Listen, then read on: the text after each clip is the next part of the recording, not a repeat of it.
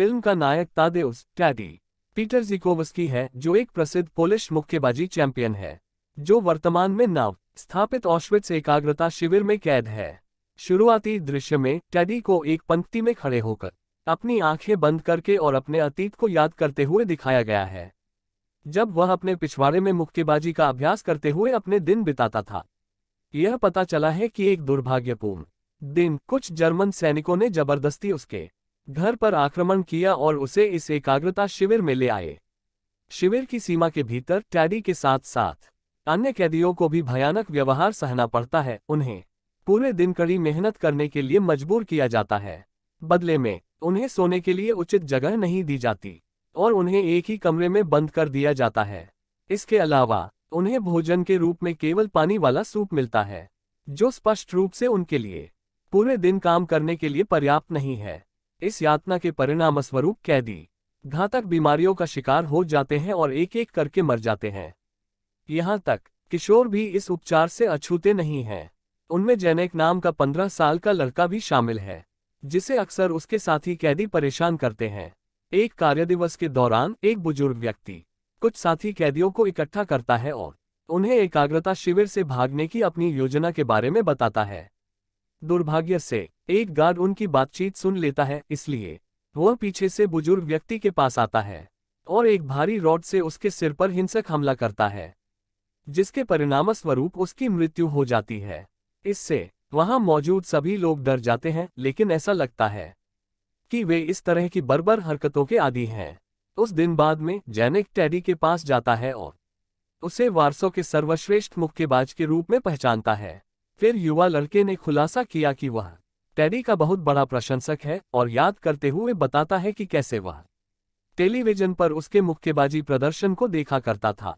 हालांकि टैडी जेनेक को उनकी पहचान पर चर्चा करने के प्रति आगाह करता है, क्योंकि यह एकाग्रता शिविर किसी के व्यक्तित्व के प्रति कोई सम्मान नहीं दिखाता है।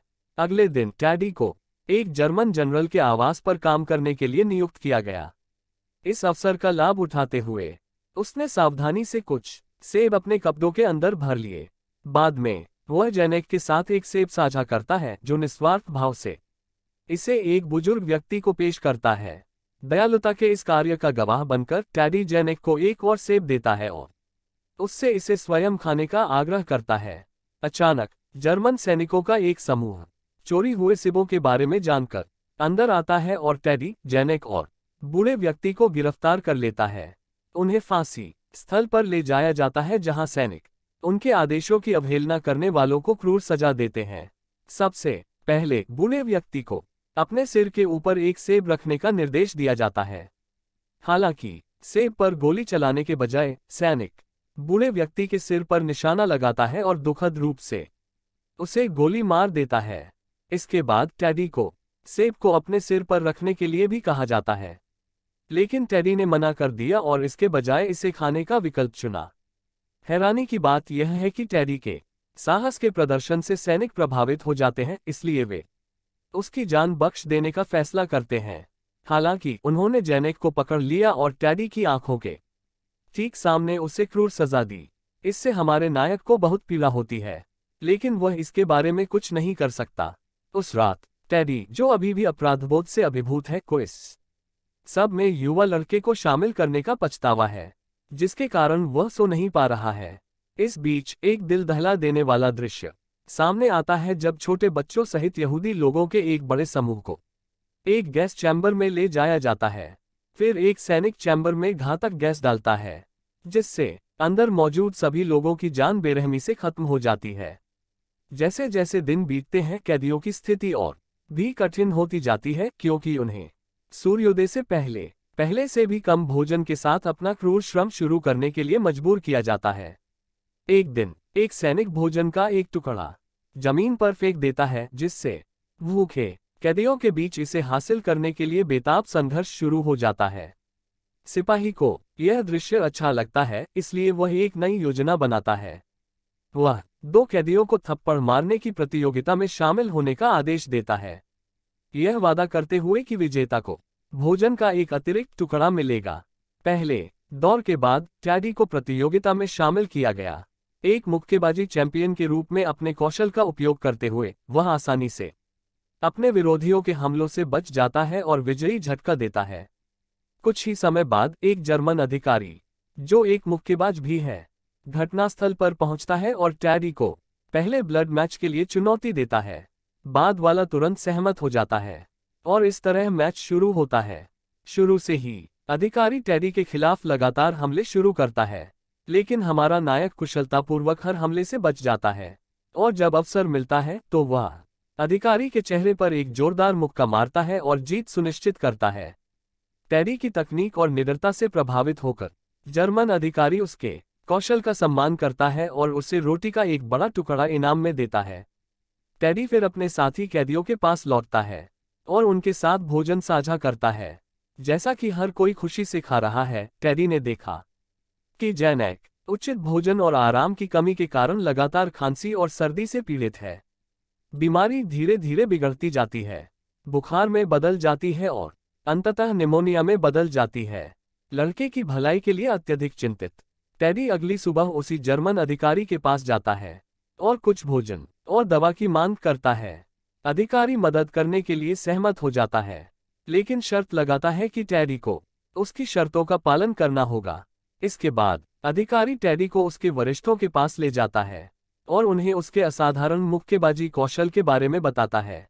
शिविर के भीतर किसी भी प्रकार के मनोरंजन के अभाव को स्वीकार करते हुए अधिकारी ने एक मुक्केबाजी मैच आयोजित करने का प्रस्ताव रखा, जहां टेडी का मुकाबला अन्य सेनानियों से होगा। प्रारंभ में वरिष्ठों ने संदेह जताया कि पतला टेडी रिंग में 1 मिनट भी टिक सकता है या नहीं।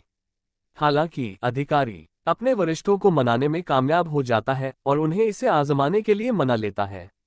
इसके बाद दृश्य शिविर के भीतर पहले मुक्केबाजी मैच में समाप्त हो जाता है, जहां टेडी को एक अन्य कुशल मुक्केबाज का सामना करने के लिए नियुक्त किया जाता है। जैसे ही मैच शुरू होता है, टेडी पहले दौर में अपने प्रतिद्वंद्वी से घिरा हुआ पाता है। हालांकि वह दूसरे दौर में जोरदार वापसी करता है, शक्तिशाली मुक्कों की एक श्रृंखला लगाता है जो अंततः उसे जीत की ओर ले जाता है। यह उपलब्धि न केवल जर्मन वरिष्ठों को प्रभावित करती है, बल्कि दर्शकों में शामिल जर्मन जनरल रूडी के बेटे को भी प्रभावित करती है। पुरस्कार के रूप में टेडी को अतिरिक्त भोजन और पानी प्रदान किया जाता है। उसे घोड़ों के तबेले में काम करने के लिए भी पदोन्नत किया जाता है, जहां उसे अधिक भोजन का आश्वासन दिया जाता है। उस रात बाद में टेडी अपने घावों का इलाज कराने के लिए शिविर के अस्पताल में जाता है। अपना इलाज खत्म करने पर वह नर्स के पास जाता है और निमोनिया के लिए दवा का अनुरोध करता है। कैंप गार्ड के विपरीत नर्स दयालु प्रतीत होती है, इसलिए वह टेडी को विभिन्न प्रकार की दवाएं देती है। इसके बाद टेडी बीमार वार्ड में जाता है, जहां कई कर्मचारी गंभीर हालत में हैं। वह जैनेक को निमोनिया की दवा देता है और बाकी दवाएं वहां मौजूद एक स्वास्थ्यकर्मी को सौंप देता है। अब घोड़े के अस्तबल में कार्यरत टेडी खुद को अधिक खाली समय पाता है, जिसका उपयोग वह मुक्केबाजी का अभ्यास करने के लिए करता है। कुछ हफ्तों के बाद जैनेक आखिरकार ठीक हो जाता है और टेडी उसके लिए अस्पताल में काम करने की व्यवस्था करता है। वहां युवा लड़के की मुलाकात हेल्सिया नाम की एक खूबसूरत लड़की से होती है और दोनों जल्द ही दोस्त बन जाते हैं। समय के साथ बेहतर भोजन और आराम के कारण टेडी एक अच्छा आकार प्राप्त कर लेता है। जैनेक की स्थिति में भी सुधार हुआ है, लेकिन बाकी कैदी अभी भी वैसे ही पीड़ित हैं। उनके साथ जानवरों की तरह ही अमानवीय व्यवहार किया जाता है और यहूदी लोगों को रोजाना बेरहमी से मार डाला जाता है। इसके अलावा बीमार वार्ड में उचित दवा और देखभाल की कमी के कारण बहुत सारी मौतें होती हैं। इस वजह से टेडी अपने साथी कैदियों की सहायता के लिए हर संभव प्रयास करता है।